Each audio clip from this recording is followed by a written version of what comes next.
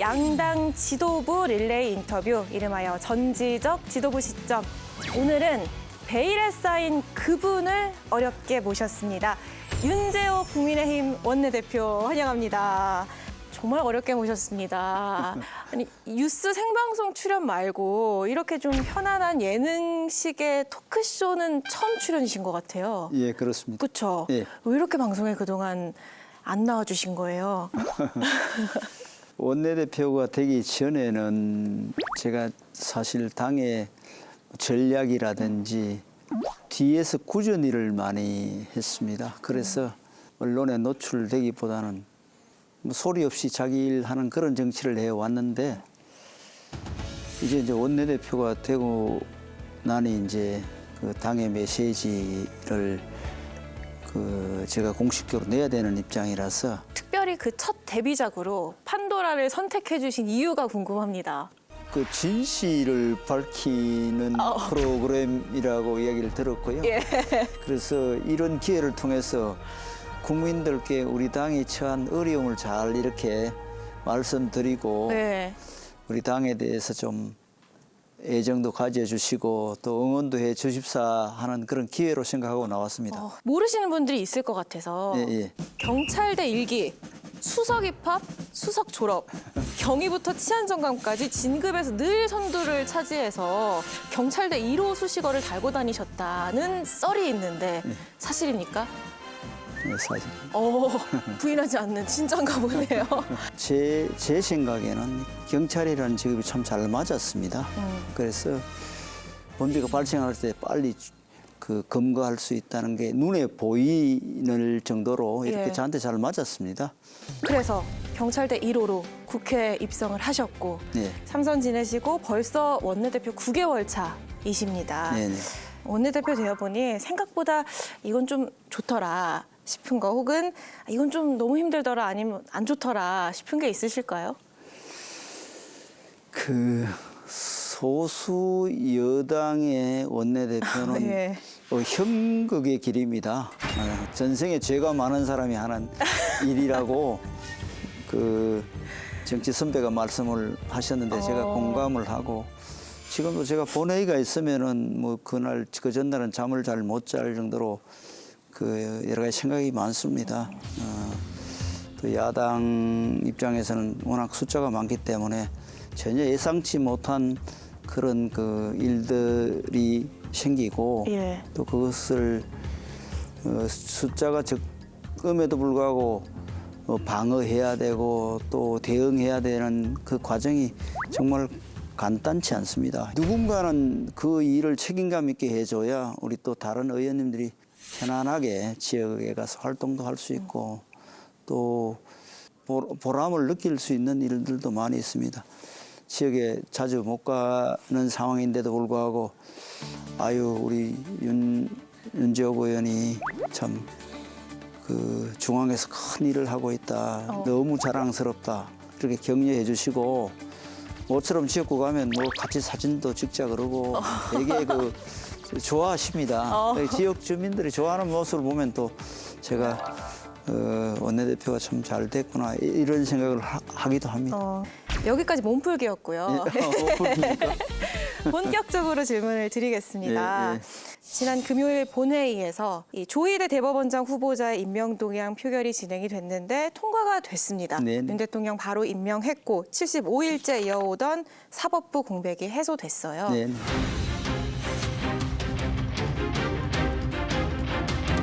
대법원장 조희대 임명 동향 가 264표.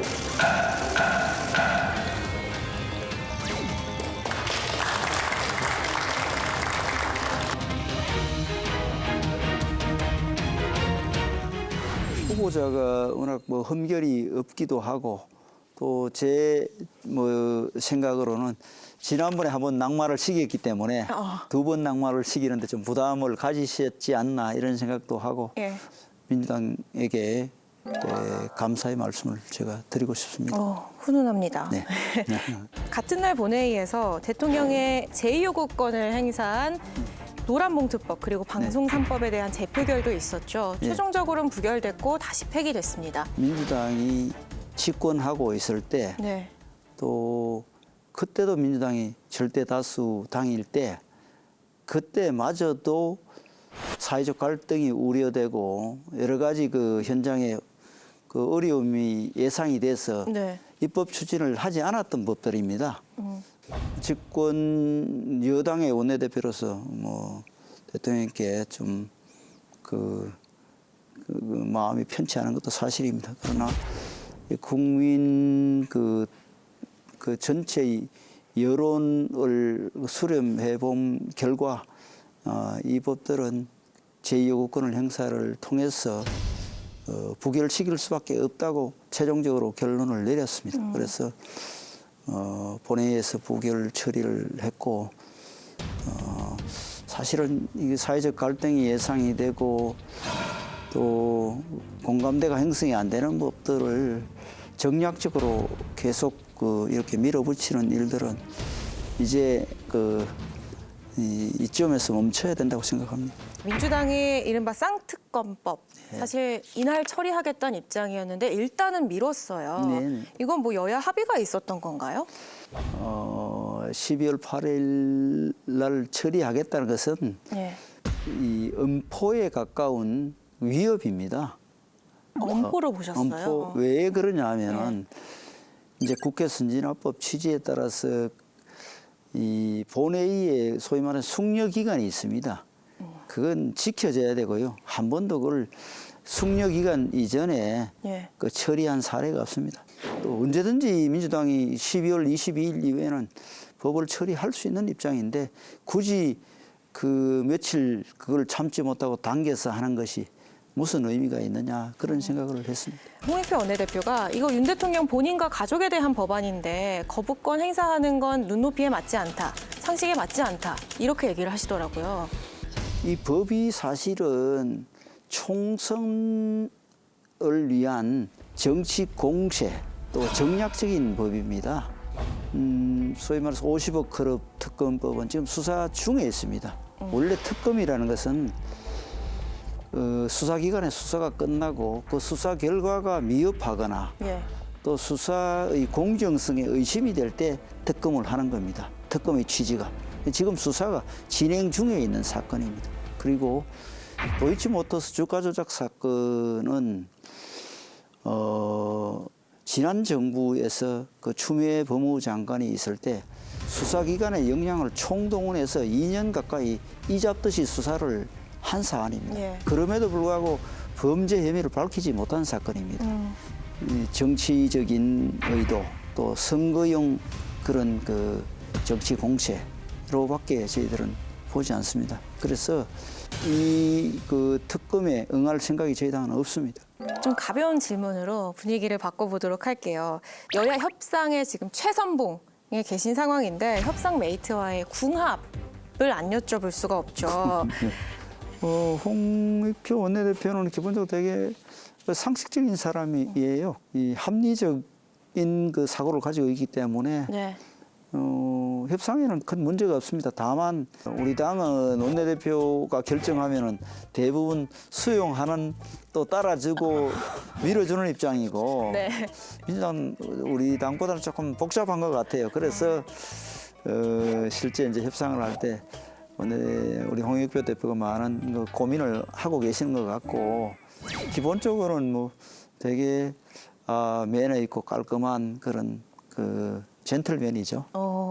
지난주 대표님 오셨을 때 MBTI를 여쭤봤어요. 네. 제가 INTP. 저 T 맞습니다. INTP, INTP. 예. 근데 대표님 MBTI 어떻게 돼요? 저는 그 ESFJ입니다.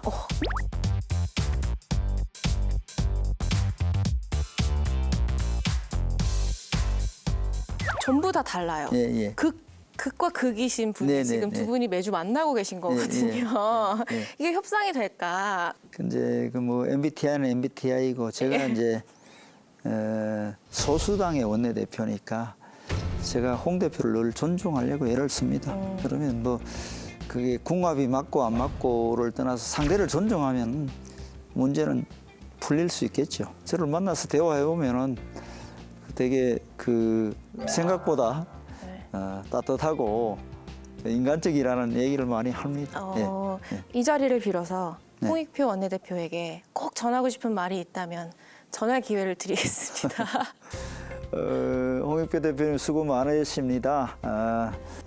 서로 누가 이기고 지고의 문제가 아니라 우리가 좋은 협상을 해서 국회의 품격을 높이고 국민의 사랑을 받는 국회로 만드는데 같이 힘을 모읍시다. 대표님 잘 부탁합니다. 훈훈합니다. 선거 얘기를 또 안 해볼 수가 없겠죠. 아무래도 선거를 앞두고 있어서 여야가 좀 더 물러서지 못하는 것도 있는 것 같아요. 네. 야권에서는 그런 얘기하죠.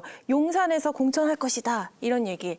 적어도 국민 눈높이에 안 맞는 그런 전략 공천은 없을 것이다라고 약속하실 수 있는 건가요? 뭐 용산에서 그렇게 할 리도 없고요. 기본적으로 다 경쟁을 거쳐야 됩니다. 그렇게 하겠다는 네. 게 당의 방침이고요. 그래서 그런 뭐 우려하는 일은 없을 것이라고 생각합니다.